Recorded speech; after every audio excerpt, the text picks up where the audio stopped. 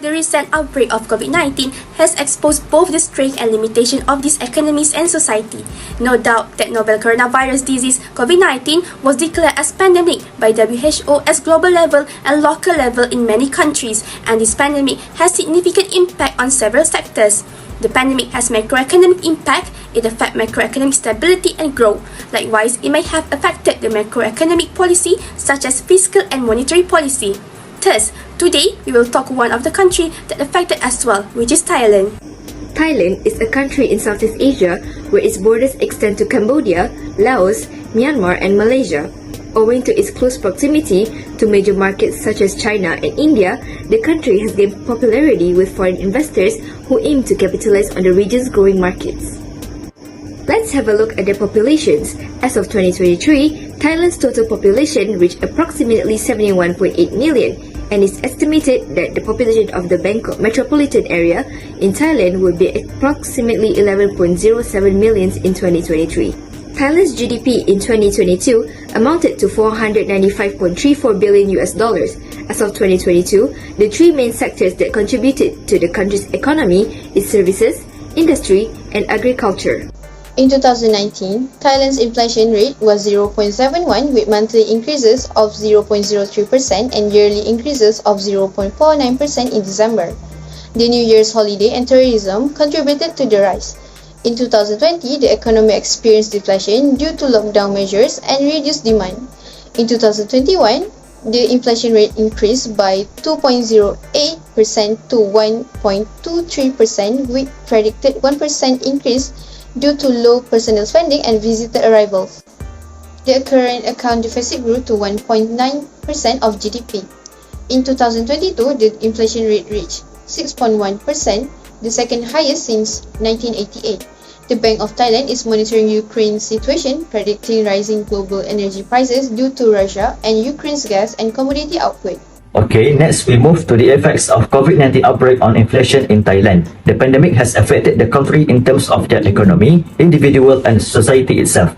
In scope of the economy, they face supply chain disruptions, monetary policy responses, where they lowered policy interest rate to the lowest, affected the farm income and agricultural prices, especially for rice, as well as economic downturn and government measures where the government had to spend a $1 trillion baht budget for economic relief.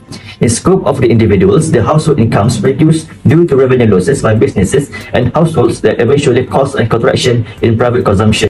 And lastly, the pandemic affected the society where COVID-19 caused Thailand's economy to shrink by 6.1% in 2020, the worst drop in 25 years, hitting over 70% of households with income declines, especially vulnerable groups. Poverty increased in rural areas, mirroring that sluggish economy and pandemic impact. Recovery is expected by 2022, but slower growth is forecasted for 2023 due to global challenges. High household debt weakened purchasing power, affecting the economy's growth prospects, projected at 3.4% in 2022 and 3.6% in 2023.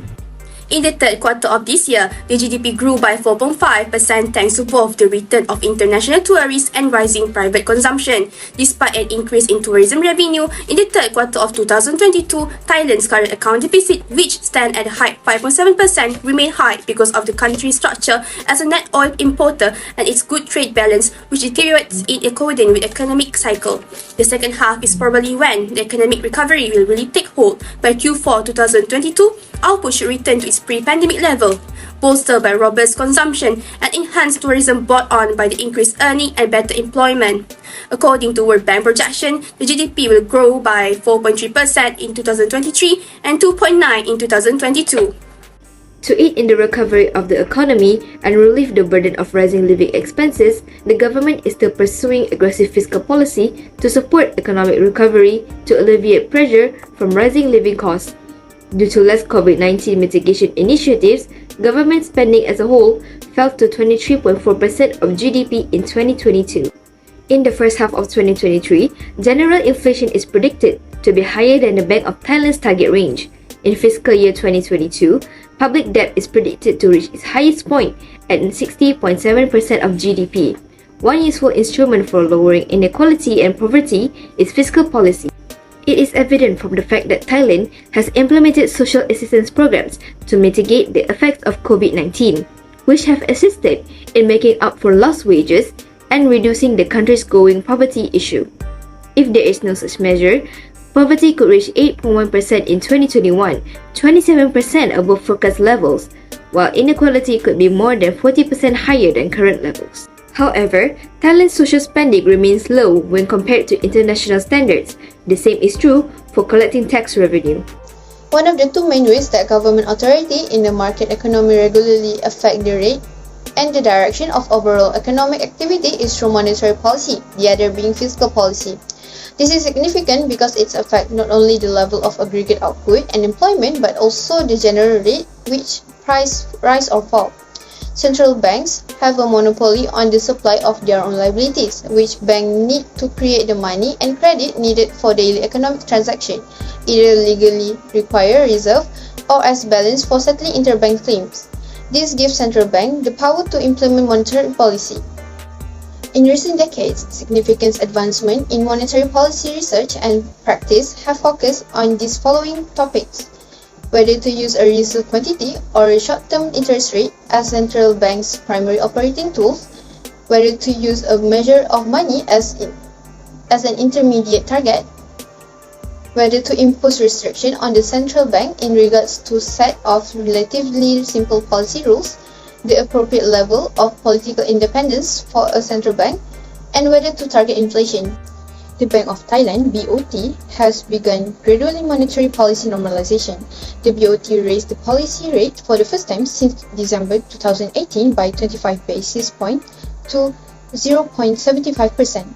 The BOT expects the economy recovery to get a strong momentum, citing strong support from tourism sector recovery and private consumption, but inflation is expected to remain high. Despite the tighter monetary policy, the BOT will continue to provide monetary support through soft loan schemes to those affected by the rising cost of living, particularly SMEs and low-income households.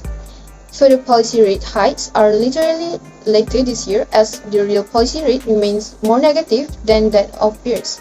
However, the pace of the policy rates increase is unlikely to be aggressive due to the lagging recovery. The recent COVID-19 pandemic has accelerated the deployment of such integrated policy by causing an economic downturn. Thailand is not an exception. Since during the past few decades, the Bank of Thailand has pursued its goal for macro-financial stability by using a broad variety of policy measures. In order to suggest the most effective way to combine these policy tools, an analytical study known as the Integrated Policy Framework (IPF) was recently inspired by the recent contribution of Adrian and Basu, who have created conceptual and quantitative IPF models, respectively set the path for the IMF-led efforts. Their models contribute to the justification of the integration of tools for macroeconomic stabilization within the framework of the EMEs by considering relevant shock sources and defects in the real world. The Bank of Thailand has taken a number of financial actions in addition to policy rate reduction to address financial and economic deficiencies. We have included some of these measures in our baseline prediction as we have covered in section 4.2. One way to lessen the increase in non-performing loans (NPLs) toward the ends of 2021 is by soft loans for SMEs and regulatory forbearance and loan payment holiday. In order to estimate the contribution of financial measures to economic recovery, we conduct a contrafactual analysis which involves analyzing the possible outcome of not implementing these measures.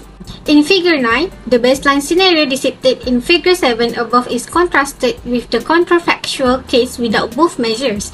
They use the Kalman filter to find shocks underlying our conditional forecast path in order to eliminate the financial measure impact of the forecast for regulatory forbearance. We hypothesize that shocks to NPL gaps in 2021 will be completely eliminated by such measures. Under the meantime, the total amount of soft loans available under the facility, that is 2,050 billion baht, spread out over 2021 until 2022, is subtracted from the projected expansion of private credit. Financial measures are essential for promoting economic recovery and reducing significant negative risks to the economy because they prevent the nonlinearities related to non-performing loans and credit extension, which may worsen economic activity. Without both measures, as shown in figure 9, NPLs would soar to about 17% in 2023, which is much higher than in the baseline. The picture of credit expansion would be worse in the absence of support from a soft loans program. The whole unfavorable feedback loops were set off by both worsening credit growth and rising non-performing loans, which in turn aggravated an economic crisis. It is evident that a prolonged and considerably deeper economic recession would force the policy rate to remain low for a lengthy period of time. Higher lending rates brought on by greater credit risk cannot be compensated for by more accommodating monetary policy. To overcome inflation more effectively in Thailand, government should focus more on the planned surplus budget, which government can implement more policy that will involve reduction in government spending and increase in tax. In conclusion, understanding the way to overcome inflation is important. This is because when we understand the way of inflation deeply, we will take note and think carefully on the action to overcome inflation. Inflation is not some kind of simple issue. If one day we ever become a ruler or part of the administration, we will always want the best for our people.